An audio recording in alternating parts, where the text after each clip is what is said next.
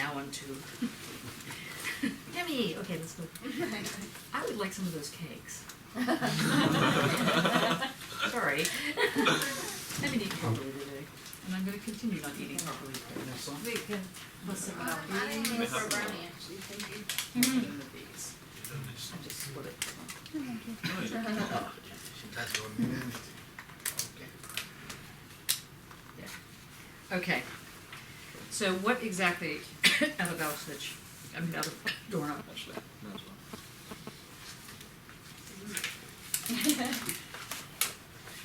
Well, his metaphysics stuff.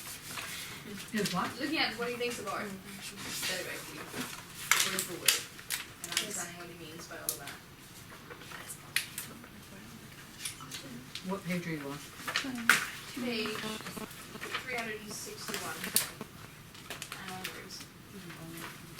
I feel like I'm forcing everyone to do this, You are? but I'm not sorry because I want to do this, so there you go. I'm just going to grab my gloves. I'll have it more ready to hand if you. That's right. Okay, read out the first bit that you are confused on. While I plug in. Right, it's a little bit further in that I'm confused when he starts talking about guilt and, well, not confused, just not entirely comprehending. Which page was that again, sorry? Starting on 361. That's different versions. But then, part Okay. 3, meditation. 361. This This is, is Meditations on Metaphysics. yeah. No problem.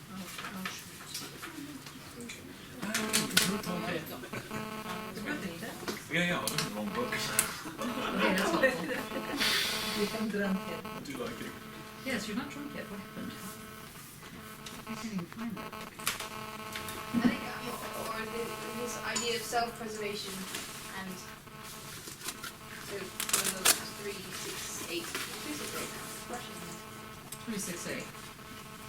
Everybody on page 368. Yes. Okay, read out this part that is the issue. Close. Yes, I'm just trying to find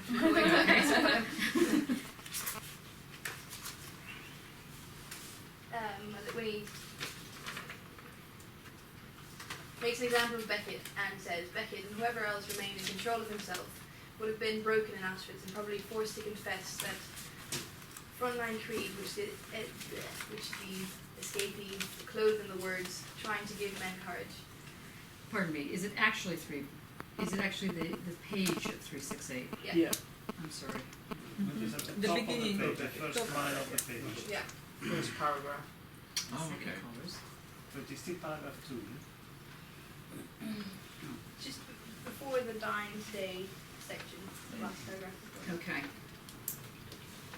Right, okay. The escapee. Okay, so let's look at the section beforehand, the title of it. Where is it? Where did this start? Okay, it's on page 365, and it's Metaphysics and Culture. Yep. Okay. Now, what do you think that title's about? Well, that's what I'm struggling with because he then goes on to say that what he's just described is metaphysics, but I don't understand what he's described, so I'm struggling with that section. What do people think? What do you think, just not reading any of it, what do you think is his annoyance with metaphysics and culture? Why is he annoyed with this thing called metaphysics? Because he's annoyed with it.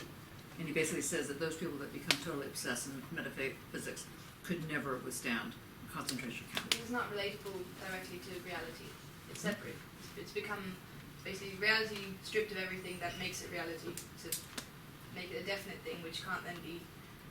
And how is it that metaphysics doesn't seem to be related to reality, given the fact that it is about everything and all that there is and all that there's not? How is it possible that metaphysics then does not seem to be doing exactly what it says it is doing? It throws the way of a problem or something. Because it's entirely inflexible, it's become a constant, a concept that's no longer moving It's with very flexible. It's so flexible. It's got movement in it. It's got sublation. It's got synthesis. It dances and it sings. It does everything. Yeah, Fred? Why, and how is it that if you could do all these things, that it would be closed? You're right, it is closed. There's no exit. Just say Yeah. the same thing again. There, It takes no account of sort of human nature, if you like. or human history. Yeah, sort of. Oh, I was thinking of the centrality thing again. No, it does attempt to create this thing on essences. You know, because it'll have a thing on treeness it'll go through, or essence and appearance are different things. James, you want to give it a go? Anybody want to try and? Okay, David. Well, when I read it, I thought that it was more because reality was so the force of reality, for instance, the tragedy, was so kind of it wasn't that it was incomprehensible. It was that it was comprehended so much that the injustice was incomprehensible. That's how I saw it. That's close. Because it says here the point of no return has been reached in a process which irresistibly forced metaphysics to join what it once conceived against. So it Where are you reading? 365, same page. Oh yeah. The point of no return has been reached in the Oh, yeah. process which. So that's the third line from the bottom. Yeah, third line from the bottom. Yeah. And it's that line forced. Can you read it slowly? Will do. The point of no return has been reached in the process which irresistibly forced metaphysics to join what it has once conceived against. Now, what does that mean? What does it mean to join that which it is conceived against? Deborah, you get this. No. Yes. Can you say it again, please? Sorry. Thesis, antithesis. Yeah. Okay, so in order to make sense of something, thesis is sublated into the antithesis. So the thesis has to join the antithesis, or the antithesis has to join the thesis.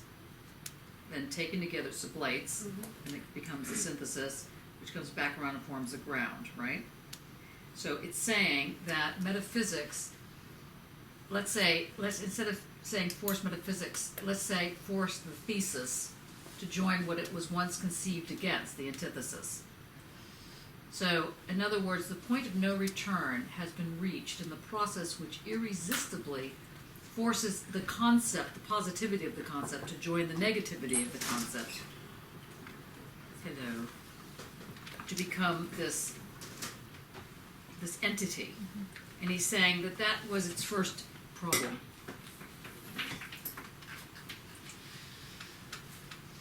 James, you want to give it a go? Now. David? Okay. So what does that sentence mean? What does it mean? It means that there has been forced. So if you well, in my view, if you imagine you're a philosopher in the middle of the room you're about to be burned in, you have a kind of your metaphysics is, you know, you have all this kind of relation to the good and all those kind of things, and ways you would, for instance, Kant's categorical imperative. You have ways of saying that goodness is kind of irrefutable in a way, but then you're in a situation where the tragedy forces you to make your own metaphysics work in a way that it doesn't. Very close. But why isn't he mad at musicians, for example? The musician goes in and isn't going to do much better, I would think. I mean, what is it about the metaphysician that he's annoyed about? Because they claim that their solution is the only one. Or that. Good. So the musician is not claiming that their music is the only one, although there are certain musicians. but basically, that right? So, and it's the only one of what? It's the only truth. It's the only way so to know. what is it about Adorno? Because Adorno, you know, he's dealing with dialectics, he's dealing with the negative dialectics. Why is he so irritated to the point that he says they would not survive a concentration camp as though he would? I mean, who knows amongst us who would, God forbid any of that would ever happen, who would survive and how? You know, how would you really deal with? I mean, I grew up, as I said, in a very Jewish family, and one of the things we always were concerned about is how to deal with the fascists when they come, not if they come. And I was taught that way, you know, and in the Jewish families, many of the people were taught this way, you had to get educated, because the argument was they can take everything from you, but they can't take your mind, and when they do, it doesn't matter.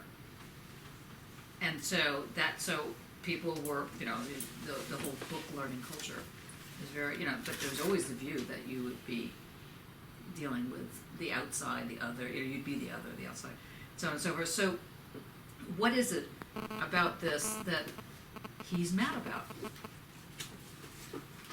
Let's keep going. What's the next one? Not since the, can you read that next sentence? Not since. The next sentence? Yeah. Sure. The next sentence is, not since the youthful Hegel has philosophy, unless selling out for authorised celebration, been able to repress how very much it slipped into material questions of existence.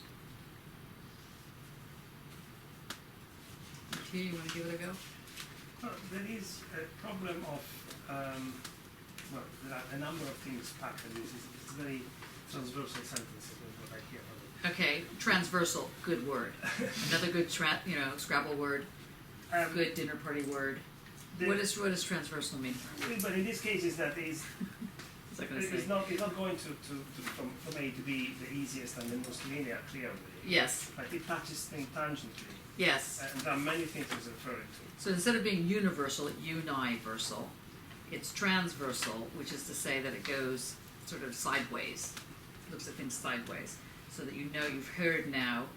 Very bad of you to bring that in. That's for untimely meditations. But anyway, transversal is a different way to connect the dots. Okay. Obviously, for Hegel, there was the dualism, or the binary combination of the concept and the object, Right. or in metaphysics and reality, and they would always need to be one for the other organized together, you know, to create a real reality. However, here it seems to be saying the opposite, that it has gone too close to it. So the problem is, what does it mean, and how did it get too close to it in the wrong way? Right. Yeah. Too close to. Metaphysics has become too close to reality, not since the youthful Hegel as philosophy being able to repress how very much is leaked into material questions of existence. So, which sentence are you reading? The same as you just read. Unbelievable. Not since the youthful Hegel as philosophy being able, I'm jumping a bit, being able to repress how Okay, much I see what is you did leaked into material questions of existence. It was the way you jumped. See, so cleverly done. So is that transversal leap? Because then, first then is the hit says unless authorized, Yeah. unauthorized celebration. So then is hitting on the other side at the same time. So obviously there is the whole rhetoric of power here that is also making use of metaphysics to justify itself and therefore voids the role of philosophy. Can you read the next sentence about children? Sure. Children sense some of this in the fascination that issues from the flayer's zone. What's a flayer's zone? Who did that? Was that you, Nick? Sorry, is it flaying carcasses? Yes, flaying. What does it mean to flay? Just take the skin off. Well, Take the skin off. And it usually means that when you flay something, it usually means take the skin off while the thing's alive. Let's try it again. Children sense some sort of this. Some sort of what? Some of this. What's the this thing? I'm sorry, I just. It's my pleasure. You're not going to be allowed any more wine. I do turn into that. What are you asking me? You're asking me? I'm not asking you any longer. Good. Who wants to know what the this is? Is it the pain or the sensation? Yeah, there's a fascination with it. Like children are much more capable of pulling legs off of things, animals, strangling poor little kittens and so on. Are we going back to Freud here in terms of like a child is being beaten? You could be, yes, but I think it's more of a general thing about children being vicious and horrible. Yeah.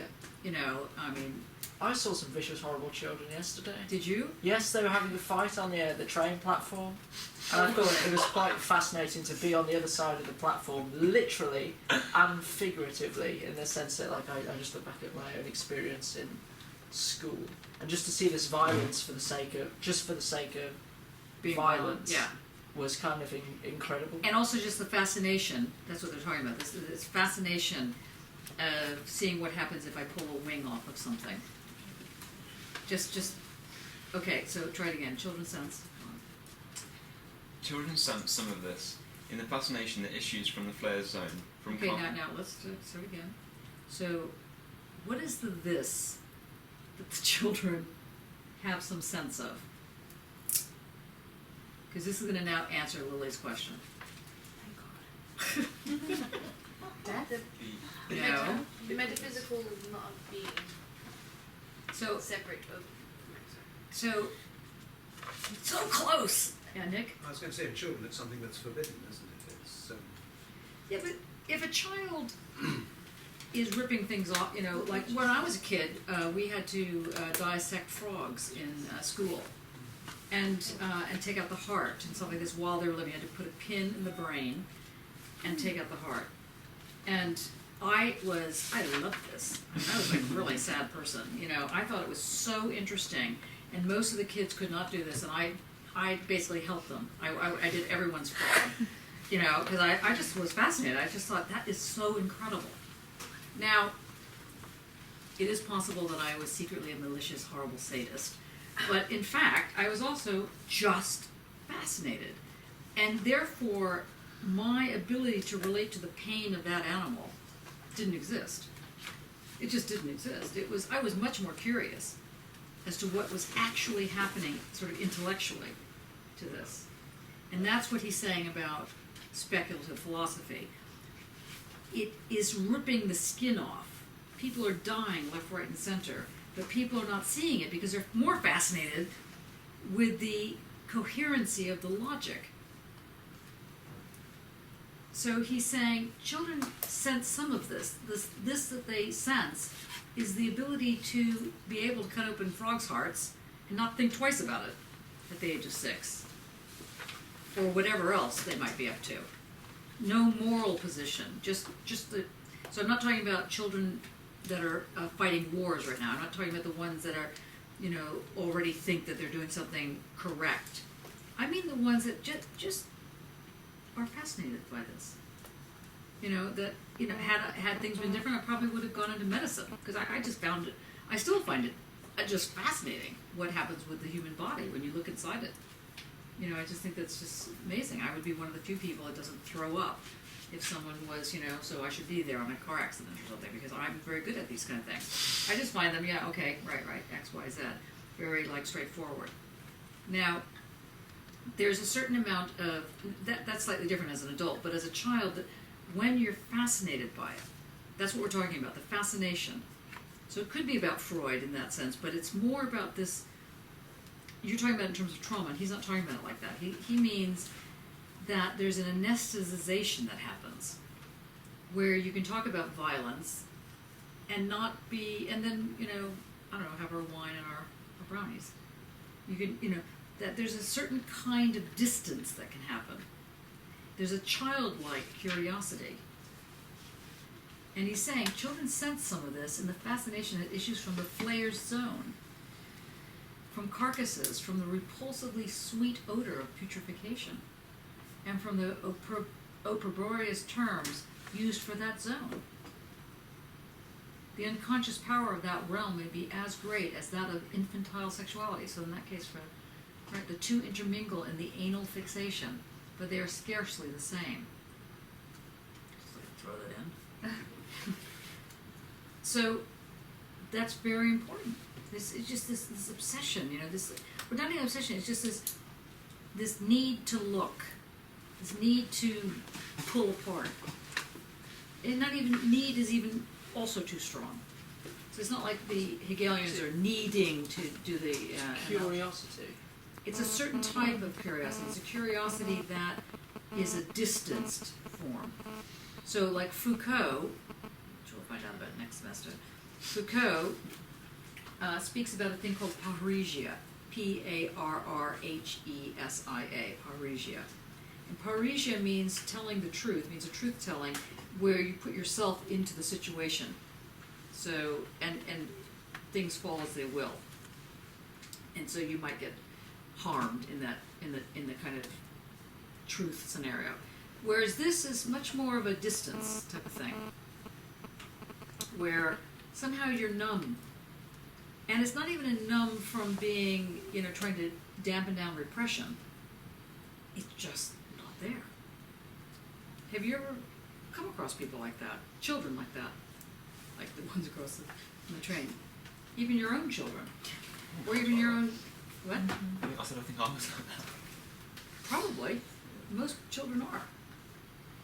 It's really shocking, actually. The Cruelty, in fact, is a really great film. What was it called? Something of the Children of the Fields, or something like this. No, that's not their title. Children of the Corn. That's it, The Children of the Corn. Yeah.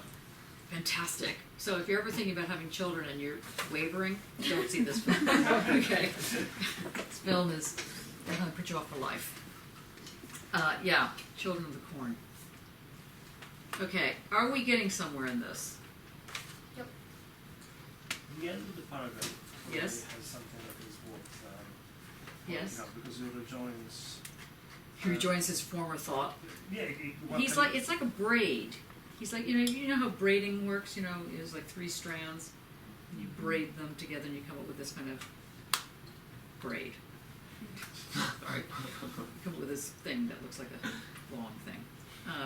And you can sometimes have 3 pieces, sometimes 4, but you can, put them together.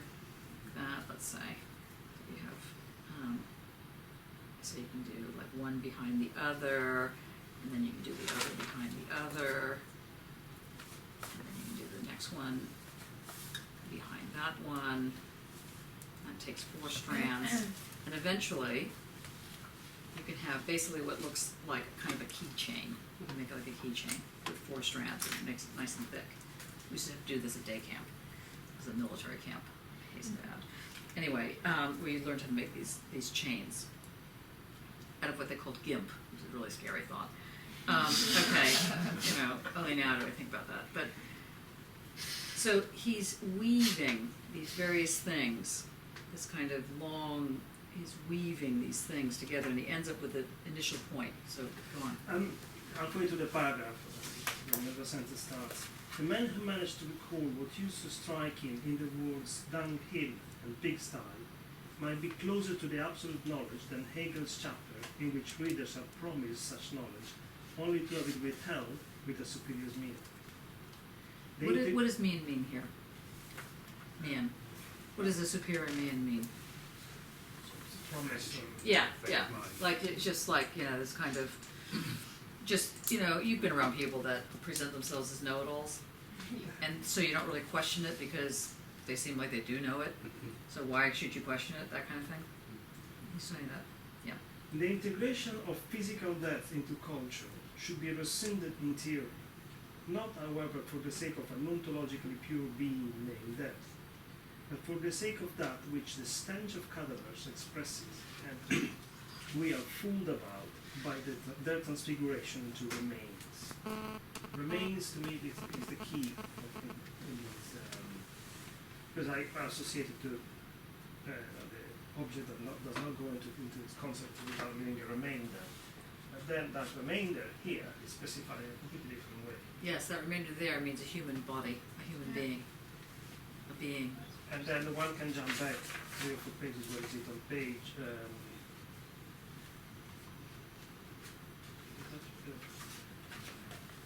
Yes, page 362. Genocide is the absolute integration, Yeah. and then one sees what the problem of remainder and body is. Yeah. So can you read that? First couple of sentences. In Genocide is the absolute integration. It is on its way wherever men are leveled off, polished off, as the German military called it, until one exterminates them literally, as deviation from the concept of their total nullity. So what does that mean? What does it mean to be polished off from the concept of one's total nullity? What is a nullity? What's nullity mean? Reduction. Nothing. Zero. Null. Yeah, good. I'm thinking of a German Arnold Schmidt, or sometimes what is in English. There's sort of surreal stories in this, and there is one where that takes place at the time of Nazi, where there's a postal worker that runs away from town and goes to live in the woods, taking up the identity of a disappeared Napoleonic soldier. And it builds an individuality precisely to resist what he calls men set up in rows, which he abhors as a concept. And it's exactly what has been discussed here. Genocide is the absolute integration. Think about it. This I don't understand. That's James. what I don't seem to understand, because genocide, because it's a way you're going to, it's a process where people are being killed, Mm-hmm. they are eliminated. So how do they come about to integrate them in the system? Because integration is trying to adapt to a system you find yourself, which is Question. strange. So what It's, is I think it's the The idea mind- that there's no one left out. Either you agree or you disagree. If you agree, you're safe. If you disagree, you're dead. yes? But even if you Yeah, it's- agree, you will be dead. You'll be Well, there. that's true. Because this is a question, because people you are eliminating is zero. That's You know, right. it's a ground zero.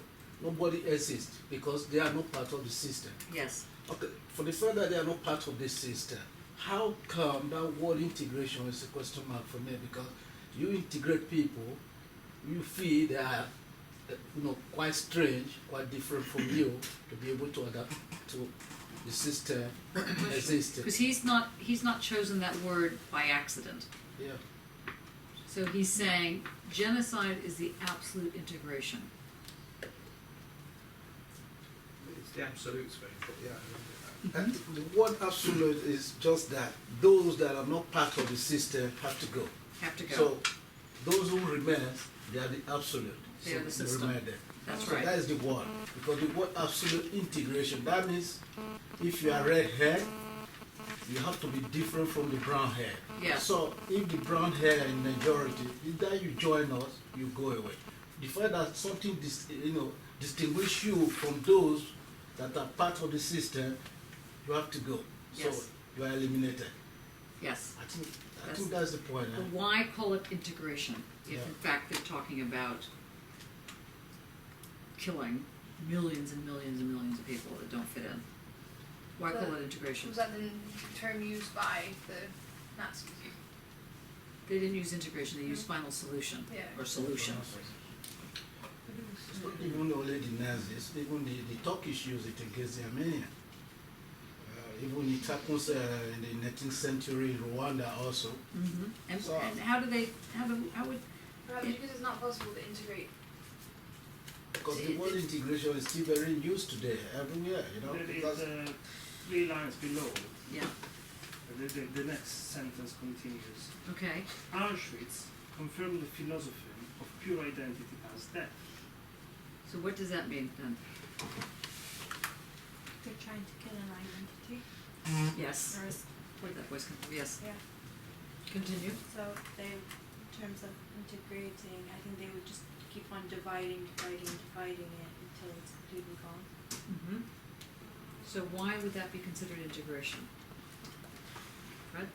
I might be missing the mark, but is it that matter of taking the two opposites and the integration is coming in the form of the sublation of the other? Good. So it's Say it going again. into the form of integration is coming from the sublation of the other. So, like Say it again. the form of the integration is coming from the sublation of the other. That's right. the other, yeah, And so nothing's left out. nothing is left out. But if something is left out because it can't be sublated, because it's so totally other that it doesn't fit into the us versus them, it's gotta go. Yeah, but when we saw Triumph of the Will in the speech of Hitler, he made a point that we got rid of the opposition. Now we have to get rid of the weak inside us. So this is precisely what the first the process of tightening and of smoothing down the group that belongs to the identity side, so that all that doesn't belong to the technology and then cancel. It's a little trick. Go on, read the next sentence right after Auschwitz. The most far-out dictum from Beckett's endgame So this is where you were, right, Lily? Yeah. This is- yeah. that where really is not so much to be feared anymore, that there is really not so much to be feared anymore, reacts to a practice whose first sample was given in the concentration camp, and in whose concept, venerable once upon a time, the destruction of non-identity is ideologically lurked. What does that mean? Deborah, you want to give it a shot?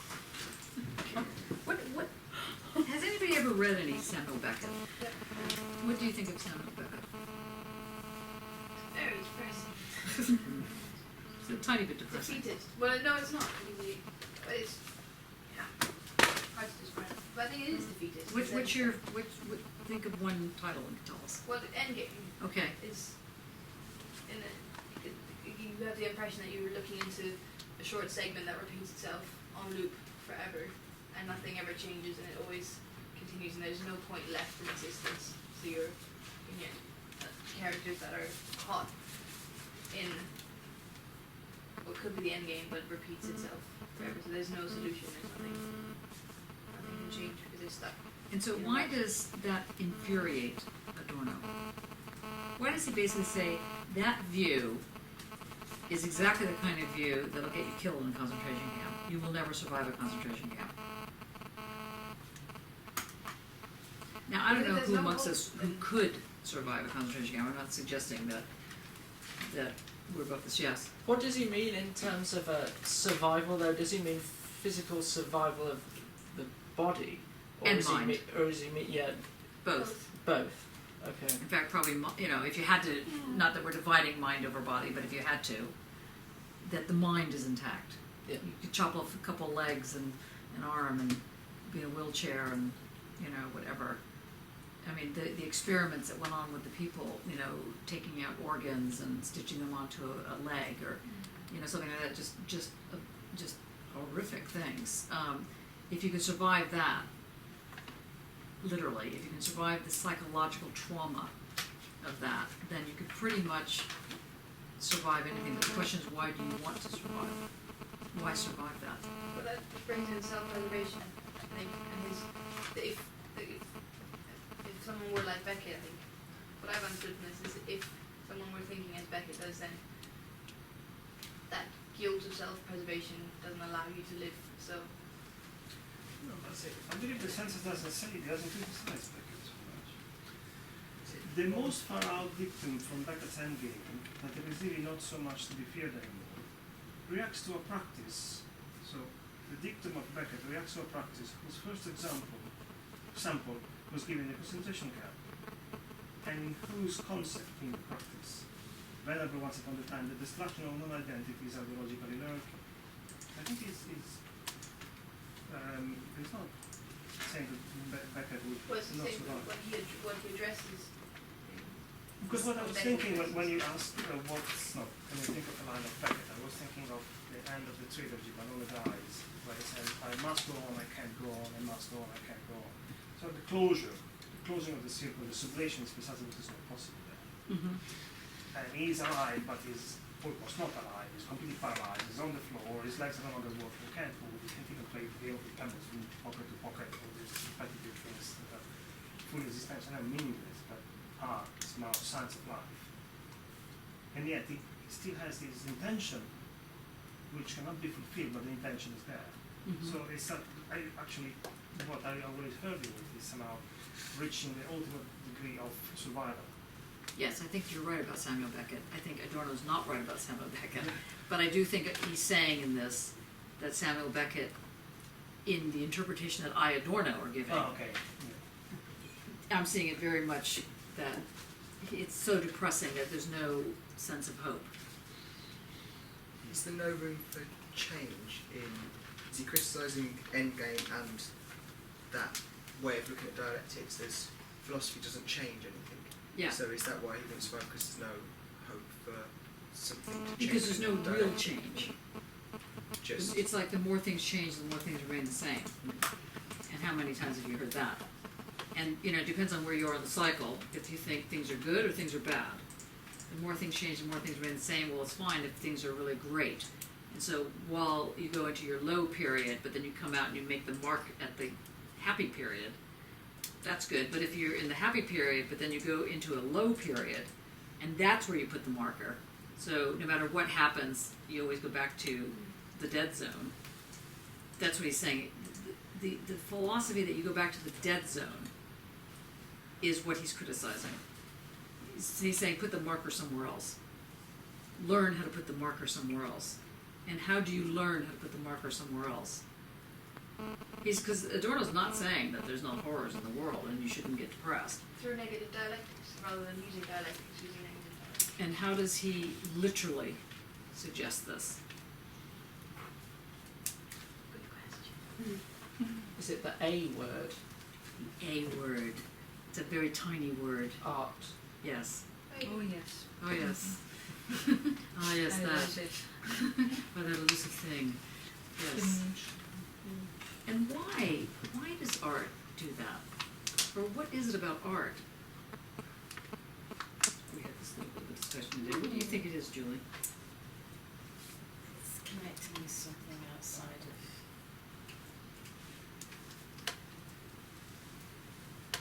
the day-to-day. Okay. And it's also doing what? Like you found yourself in this situation with your community. How many people really understood what you were doing? Nobody. And in a certain sense, you were a bit of an outsider. Yeah, Or maybe not even in a certain sense. definite sense. In a definite Yes, sense. And you were an yes. outsider. Yeah. And most people who are committed to art have a tough time explaining this to anybody who's not committed to art. Because you're seen as being a little bit of a lunatic. Or a lot of a lunatic. Including bless him, my husband of 27 years, who only really got it last year. Okay, that's good. Up until then, it was, I don't get you, I don't get you, I don't know why you need to do this doesn't make any sense, I don't get it at all, I don't know what you're doing. So how did he finally come to realize the situation? So there is hope, that's 27 years. I think because if you're outside of a system, which he was, then other people kind of agree that it's okay to be doing what you're doing, and he sees and understands the arguments within the work that you're doing, and suddenly it's got some sort of stamp of acceptability, authority, understanding that he didn't realise was there in the first place. Okay, so in his case, he's trying to find that which makes you belong, Yes. as I think- opposed to I that think which he makes you thought- outsider. I think he thought I was sort of away in a little Too early on the hook. bubble up there, you know. Yeah. And that it didn't connect to anything concrete, and it didn't connect to any form of understanding other people would get. Nick? I was just thinking you don't want to art to belong, do you? No. It's got to always not belong. Right. The artist has to be an outsider, really, Yeah. even within art. Yes, it's hard. It's complicated, let's say. Because what happens for those of you that want, how many painters do we have in the room who want to actually show their paintings in something as horrible as a gallery? How many people want to do that? One person. Now, I can assure you that not even that long ago, maybe 20 years ago, okay, maybe for some of you that's when you were like 2, but people did want to show in galleries. There were big debates about galleries. White cube gallery or not a white cube gallery. These days, it's a miracle that you want to show in galleries. And so what happens is the whole gallery system, the star system, how do you get your work accepted, who do you have to sleep with. And when I was in Maastricht and I was working at the Anne van Eyck, I had a theory there, one of my students came up with what they called the art game. And the art game was like Monopoly. and when you threw the dice, you'd get a card, and you sleep with the curator of, MoMA or whatever. Advance your career 2 steps. Sleep with the partner of the director of MoMA. This is nothing to do with that. Lose 2 steps. If you get found out. It was a fantastic game. It's a shame they didn't market it, but anyway. What were you gonna say? Yeah. What were you gonna say was gonna be funny? So the whole star system is very difficult. It's a difficult thing. What happens if suddenly Lily's artwork, which was selling for, nothing, or let's say nothing being up to 50 pounds, and a piece of pizza, suddenly her work starts to be sold for 10 grand, 20 grand, 30 grand, and she's still alive. So it's a small addition. 50 grand for one painting, 100 grand if she just signs it. What do you make of that? Is she outside, inside? Has she given up? Well, surely if she churns out the same old thing because of that, she's outside or inside. Depends, outside or inside what? See, that's the point. Yeah, Fred. I keep on getting, it's a bit probably mad to say, but I keep on going back and thinking about the people on the Titanic. And those chairs that they were rearranging. The people who, the band, even if it just happens in the movie, it's quite poignant. The band on the Titanic. When all the I just did not see that film. So what happened? I know. I'm sorry. Well, I can't stand. spoilers. I can't stand DiCaprio or whatever his name is. The ship sinks. That's a bit of a spoiler. Yeah, no, I know that. But you've got this kind of situation with the women and children on the lifeboats. Oh, yeah, the famous and women then, and and all children, the men and women just dying on the ship. But also you have the band who carry on playing as the ship is going down, and as they all know they're going to drown, but they carry on playing the music anyway. It's a film, right? Yes, yeah, I know, but there's something in that, just in the relation to how Adorno is talking about art in this sense. And what is it that's in there? I don't know. That's what I'm trying. So close. I'm trying to work Carry out. on regardless. Close. He says it. Was There's it? no- Oh, there's- faith. That There really is not much to be feared anymore. In the same sentence when we're written what I mean. It's that absolution that provides you with. It's not. I wouldn't call it hope. I don't know what word I'm reaching for, but exactly what he's talking about. Well, there's a little paragraph on the following page where he's a very ambiguous one. I was reading it. Lulu, can you open the window before at least I pass out? So warm. Just don't knock over the. Just have to hold the. Yeah, thanks. It's a little bit of a palaver, I Was realize. it? You just pull down on the yeah. That's it. And then it's gone. It There you crashes. go. okay. Well done. Thank you. Okay, what were you going to say? Paragraph on page 363 Okay. is a very ambiguous one, but it's good also because it's circumspect to Kierkegaard, which we start from. Thinking men and artists have not infrequently described a sense of being not quite there, of not playing alone, a feeling as if they were not themselves at all, but a kind of spectator. Others often find this repulsive. It was the basis of Kierkegaard's polemic against what he called the aesthetic sphere. A critique of philosophical personalism indicates, however, that this attitude toward immediacy, this disavow of every existential posture as a moment of objective truth that goes beyond the appearance of the self-preserving motive. What does it really matter is a line we like to associate with the bourgeois callousness. But it is the line most likely to make the individual aware, without dread, of the insignificance of his existence. The inhuman part of it, the ability to keep one's distance as a spectator and to rise above things, is in the final analysis the human part, that very part resisted by ideologists.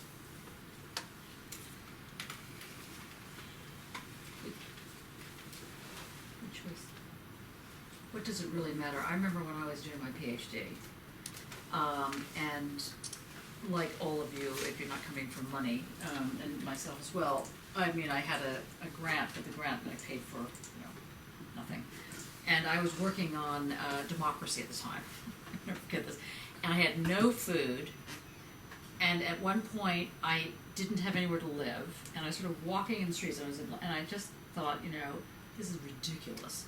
And I'm sitting here writing on democracy, starving, and what does it matter? And it was at that point that I thought, well, I don't know what it matters. You can launch into, a Peggy Lee song. Well, let's break out the booze, let's have a ball, and that, if that's all. I don't know, does anybody know who Peggy Lee is? I just hate to ask this question, oh, for heaven's sakes. Okay. Peggy Lee, go find her. She's a singer. And the song you need to look at is That All? Have you heard of it? Oh, for heaven's sakes. Okay, how many people have heard of Elvis? Is there anybody who doesn't know who Elvis is? Well done. There are people who don't know who Elvis is. Just want to mention this. Peggy Lee is a little bit younger than Elvis. Maybe not, I don't know. Anyway, you don't know it. Go find her. Peggy Lee. Anyway, if that's all, he starts off, when I was a child, I don't know, her house burned down and she stood there staring at it and, parents were crying and she was crying, everybody was crying. And she thought to herself, is that all? Is that all there is to life? Well, if that's all, then let's keep dancing. Let's break out the booze and have a ball. If that's really all. Is this the kind of the Sisyphean mood coming back? Not quite. Can you tell people what that is? So the myth of Sisyphus is I forget the whole thing, but he's kind of condemned to push a boulder up a hill for all eternity, only for the boulder to roll back down again. And that is this kind of loop. But I don't know whether it's Camus who talks about it first, about the whole idea is that you should, if you are in the kind of role of Sisyphus, you should smile and be happy about it. In this, probably dreadful kind of whitewash, but that's essentially it. Is to be aware of that kind of. No. It's not that you should accept the fact that you're pushing a stone up the hill and it's all worthless, and that and then once you get up the hill, it goes back down again. You got to start all over again. It's rather knowing the futility of life. Get yourself a little distance from that, and rather than think that you should throw yourself off a cliff, write poetry, entertain yourself, do something, shake it off, and he's trying to get, I find it hilarious, thinking men an artist. You can imagine the translation issue that was going on with this particular sentence. Have not infrequently described a sense of being not quite there. Does anybody have this feeling in their work? Mm-hmm. Is there anybody that hasn't ever had that feeling? All the time. You have the feeling all the time. Yes. Is it? Yeah, because it would be very weird if you didn't feel a little bit or even a lot alienated. To me, this is like what they always call the man's shed or whatever. The Man cave. man cave. That's it. Something. Oh no. The man cave. The man cave. What? The man cave. What? You look so naive. What is The it man about? need their space to go off and do their thing in their cave and have peace and solitude away from the men, women, children. No, not men. You can't children. beat it. Yeah, men need a cave. Women don't have But so do women. Yeah. And in fact, everyone needs a cave. And as it turns The out, room of your own. yeah, it's like a room. Because what it's about, though, is the ability to realize you have to be separate. At some point, you can't always be in the thick of things. Now, thank goodness there was a feminist movement so that one doesn't think it's only one type of person, a male person, that needs their own space, but it's anyone who has a creative sense about them. But as we know, the creative sense is beaten out of you at a very early age, but how you guys survived it is anyone's guess. Because everyone in this room has survived it. It's fascinating. And that's one of the reasons I do love teaching here. Because you guys come here because it's conceivable that your parents or your family or somebody's saying, you really should go to art school, really? Often it's like, you're going to get a job? Not really. I mean, I hate to break this to you. We have to do this now because it's part of, maybe Dan can cut this part out. It's part of employability. We have to make an argument for why you should take, the various courses. So I told them, and the argument has to be around employability, like how can you guys have employment? So I said, well, the thing about Radical Matter as a program, or Radical Media, or whatever we're calling this program at this point, is that you can do pop-ups. People can get together with a group and just pop up in a shopping mall and, I don't know, sell whatever. And this went all the way up to marketing. And then someone spotted it. Went all the way back and they said, you cannot say that students are going to get a job doing pop-ups. And I said, well, I also can't say students are going to get a job doing an MA in, anything. Because, or a PhD, or anything. You might as well enjoy the ride. Because they will try and take it away from you. Don't do it. Don't let them do it. So he's talking about this. He's talking about the fact that in order to preserve your sense of whoever it is you are or want to be, or that little glimpse of yourself before it floats away and you have to grab it back and put it back inside, you have this sense of not belonging. And it's very important. He says that's going to save you, this sense of not belonging. Unless you run into the fascist. Then it's not going to be so good. Because if you live in an environment that you are expected to conform, then either, there's a rule in horse riding. Lily is a horse person. Anyone who knows anything about horses knows that you can break a horse once, that is to say you can put a saddle on a horse and ride it, but you can't break a horse twice. If you break a horse twice, the horse is finished. And it's the same thing about pretty much everybody.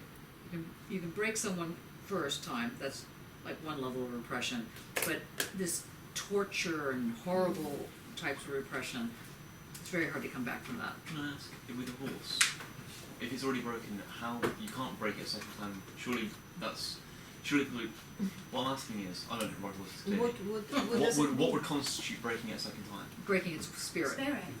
But, surely, I'll Okay, read so it while horse riding. your homework assignment is to get thee to a stable. Go to a stable? Yeah. I'll teach you. Yeah. Yay! Yeah. Go to a stable with Lily Okay. and sit on a horse. Okay. Before you do that, before you sit on a horse, pick up its back foot. When you know how to pick up the horse's back foot, then you should sit on a horse. You don't sit on a horse until you can pick up the back foot. Okay. This is never seen before. This is Perhaps in January. because you need to understand what you're dealing with. And if you just go up to the horse, it'll kick you in the face. Obviously, that was like the wrong approach, right? Definitely at an angle. No, you have to learn how to do it. You have to have some form of confidence. Doesn't have to be overly confident because the horses can suss that from a mile away. Yeah. So you have to, but and because horses, and horses see out of different eyes differently. Yeah. So you have to do one thing on one side and one thing on the other side, otherwise they can't put together. Anyway, so if you break the spirit of a horse, that's it. Okay. And you see sometimes these animals that they're really awful, the flies on their noses and whatnot, that kind of thing. That's a broken twice animal. And so he's saying that what keeps somebody from being broken twice is the fact that you are an outsider. And you get it. You get this. You're not fighting against it every 5 minutes. You kind of get it. And that's really important. And secretly might be proud of it. That's really important. So he's talking about this. What does it really matter? How often does one say that to themselves? Like, 100 times a day, one time a day. I mean, the song, what's that song? What does it matter? No. What's it go? Alfie? What's it all about? It's not what does it matter, Alfie. That just didn't work, did it? No, what's it all about? What's it all about, Alfie? His song, it's 1960s or something. Okay, how are we doing in terms of understanding this question now? Much happier. Good example. Not good that you're much happier after discussing Auschwitz, but all right. Well, No, I get that. Okay, anything else? Can we go? Sorry. Yes. Can we do the faith thing? The what thing? The faith question. Yes, the dead man. Because I know I had my tutorial with you and you were saying that I know this is like a vendetta.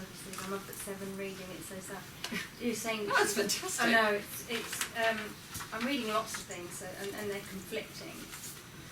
And we were talking earlier about Mary's secret.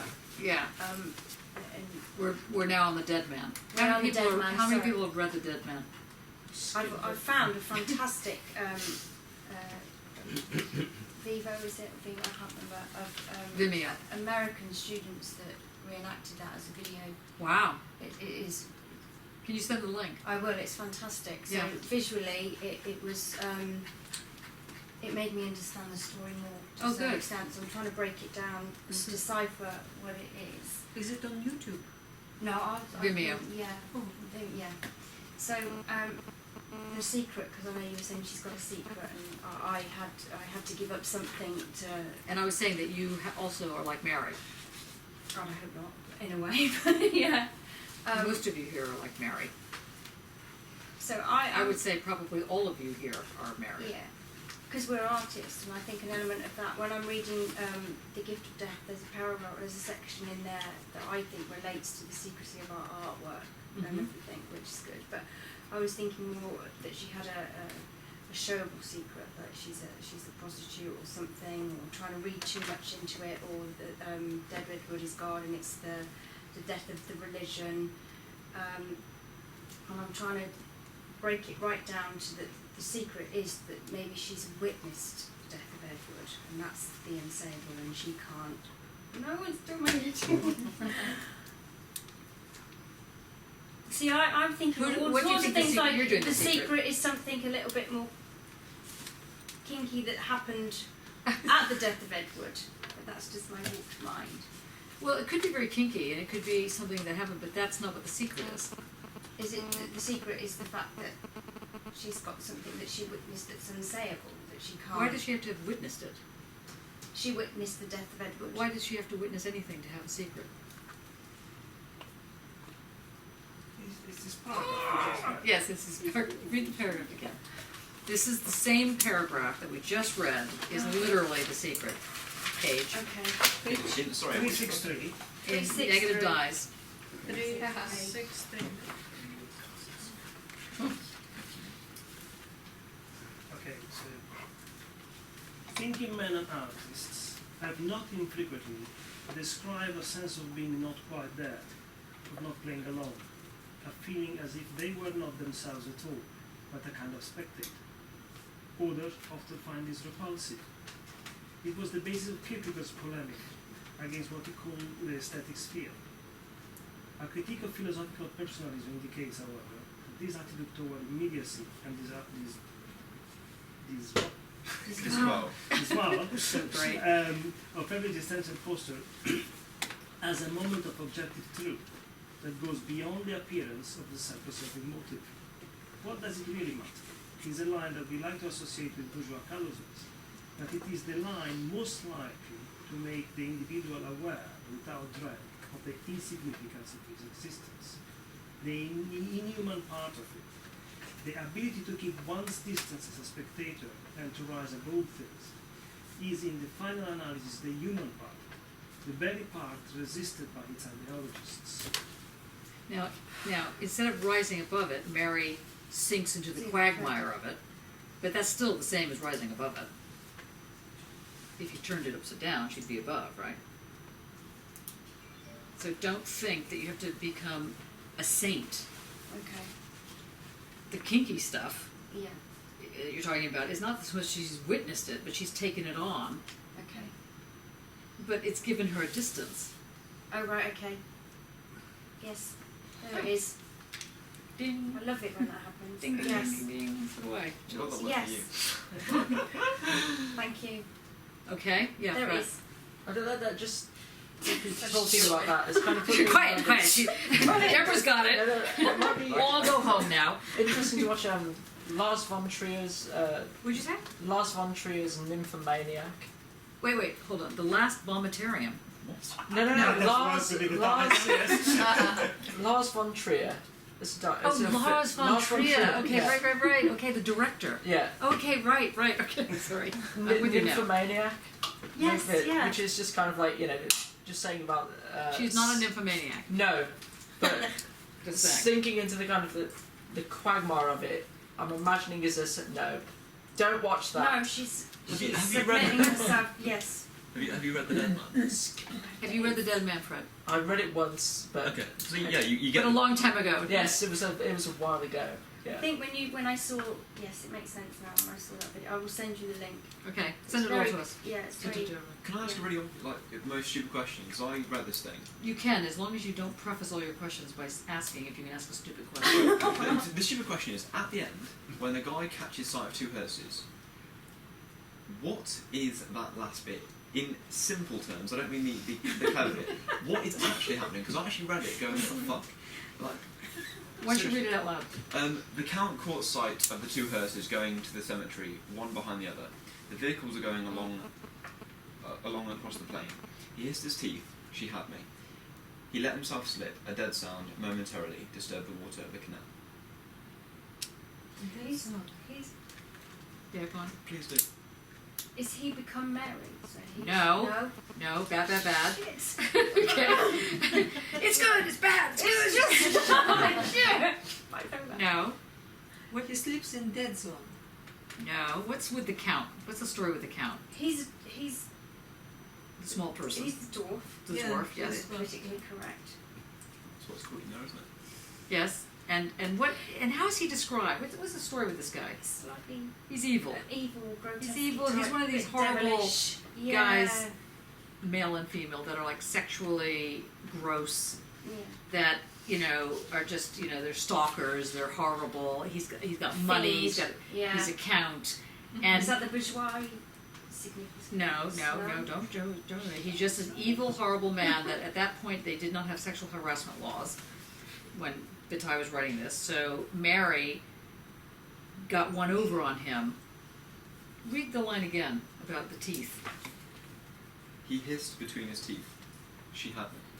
Yes. But there's Oh, there is a part before that, isn't there? Well, there's a whole book for that, but I'm confused. Very hard being me.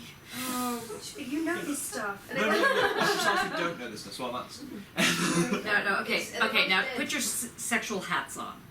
Okay? But I don't want to say it out loud because it's rude. Say it. Say it. Well, no, Thank you, it's James. I'm not proved by any stretch, but he was I don't know why I'm doing that. He was quite limp in a sense in the end that he couldn't perform. So Oh, she for got heaven's one sakes. over I on him. realize that we're in England, but God. Does anybody want to put Am it I in the right? real world? No, because Well, yes. if I'm going to put it more, he couldn't. He in couldn't the get end, it he up. couldn't get it. He couldn't get. He But- in the inn. But that isn't true though, because he hasn't. In the previous chapter, he has an erection. Yeah, but he Right. had to get somebody else to arouse him to see to Mary, and then in the last bit when he enters the house, she takes him into the house at the end, doesn't she? Right. And he gets undressed slowly, so there's no urgency for him. Yeah, and then yeah, she stood there, and he walks in, and he can't get hard on basically. Yes, Sorry, he can't I get a said hard it. on, and then, and what does that do to him? It demoralises It him. emasculates him. Yeah, demasculate. Yeah. You know, and So so please, someone explain that to me. he's not pleased. No, he's not she's- pleased. He's Yeah. angry. He's Yeah. angry that she was she. Yeah. Even though she was this, slut basically, and that everybody had her, she still had more power Yeah. because he couldn't destroy her. Yeah. And so he was angry that was the case. So, yeah. So then, why are the two hearses? Edward and Mary. Thank you. Thank you. That's So, what I and wanted in to the get. end, that he. Yeah. Okay, good. What was that? He's Oh. destructive. isn't Oh, I he? just said it's been a while since I last read it, but is he the This is the back row, last is while he back the row. personification of her quagmire, as it were, but she doesn't necessarily let it get the better of her. There's sort of distance between her. There and is, but I mean, I don't know. Has anybody ever known anyone? You don't have to be personal about this. That's been in a situation where you're just sexually harassed, and that the sexual harassment person, the one that's doing the harassing, let's say is a boss. So it's like something that is really a problem, and you're kind of in an unequal scenario, or it's the father, or it's an uncle, or it's a mother, or whatever the story is. I mean, somebody is in a position of power, and the child, let's say let's make it a really hard case, so it's the pedophile situation. The child figures out a way to destroy the person who's coming on to her or him. And the person who gets destroyed is angry because that person always got, in this case, his way, but failed. And it's the one failure that shows up him for how horrible he is. I once knew somebody, and to give you an idea of how it was when I went to school, when I was doing my PhD, the professors, the male professors, always tried to sleep with, or in fact did sleep with, the female students, of which there were like 3. And then there was myself, which was another case altogether. But anyway, and I remember this guy, this professor, one of the students basically left him, and she took him to court, basically, and his whole anger was that he hadn't had anal sex with her, and that therefore he hadn't humiliated her enough. And I thought, you are going to go down, boy. You're just going to go way down. Those are the kind of times that we lived in the, and it still happens today. It's not like it's that far away, but it was at the time, if you wanted to attack a professor for coming onto you like that, you had to be prepared to lose everything. And as long as you're prepared, and it's domestic violence the same way, I mean, the same thing, you have to be prepared to lose everything, and then you can deal with it. And so his response, I'll never forget that, because I was so astonished. He was a very respectable, he was a very famous professor. And I was so astonished, he felt he could tell this to me as well. It was just like, and I just turned to him and I said, you're going down, way down. This is court stuff. This is prison. And, and he was so astonished that I responded. He was like, yeah, but I was humiliated. Just like, can't even go there. But it's the same kind of thing. It's the same thing. It's the same thing of saying, I could always have everyone, and she didn't give me everything. And on the other hand, she was at the point of realizing it didn't matter. Nothing mattered. And it gave her power. So the dead man is the dwarf. No. She's the dead man. She's the dead man. But She's the dead man. because she gives herself up entirely to, she submits to her. Yeah.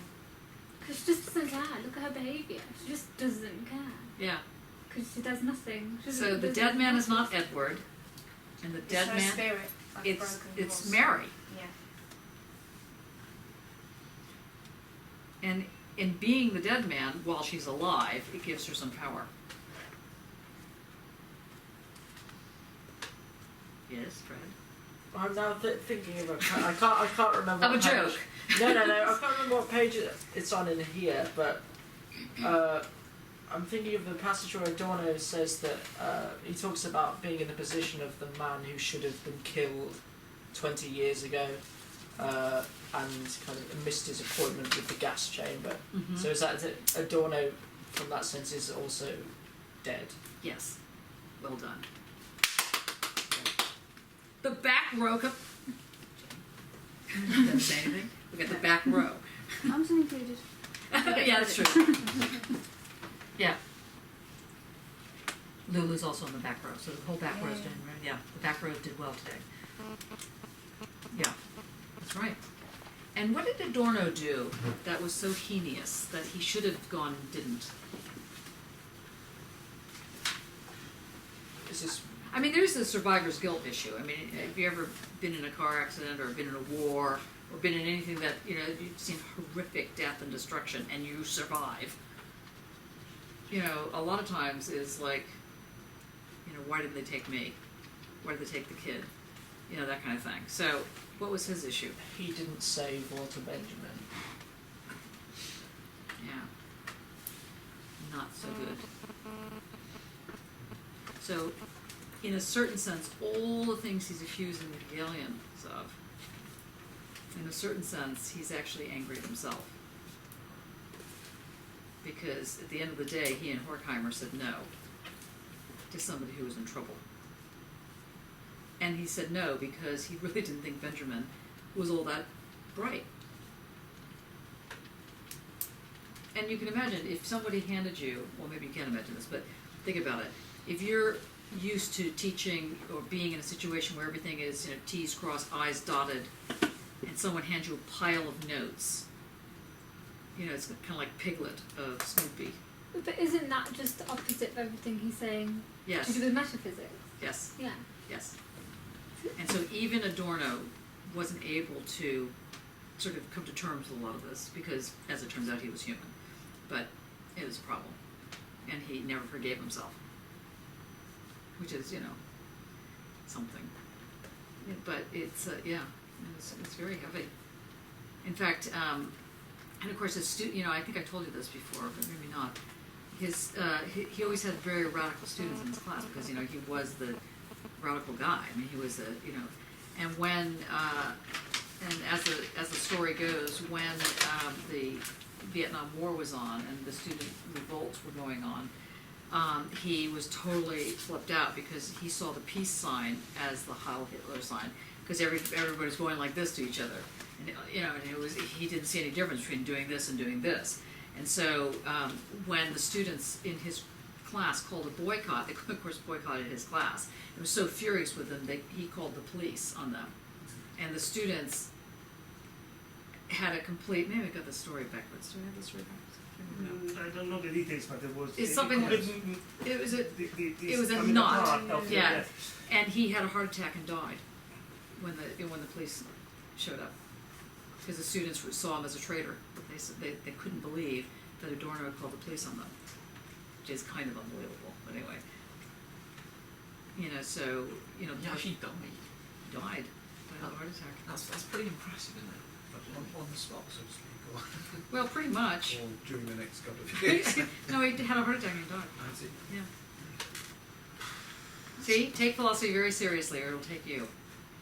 Yeah. But don't take it too seriously. Because then it'll take you. Because then it really will take you. So that's the dead man. Any other questions? Did that make sense to you, Deborah? Yes, I think. Where does expression comes? That Which one? The dead man. What do you mean? Because it must come from folklore or something else. Why?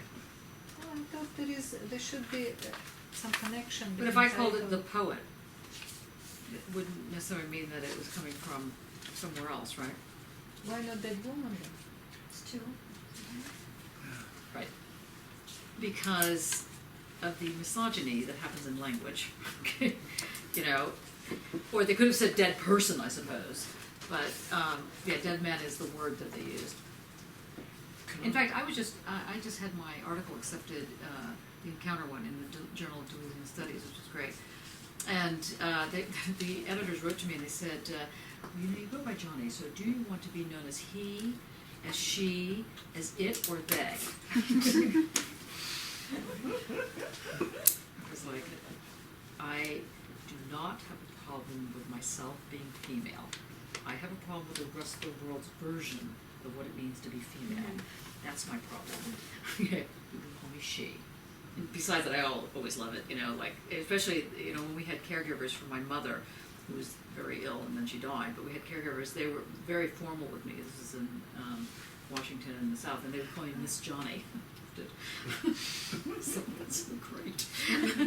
Miss Johnny, your mother's not doing all right. And I was like, fantastic.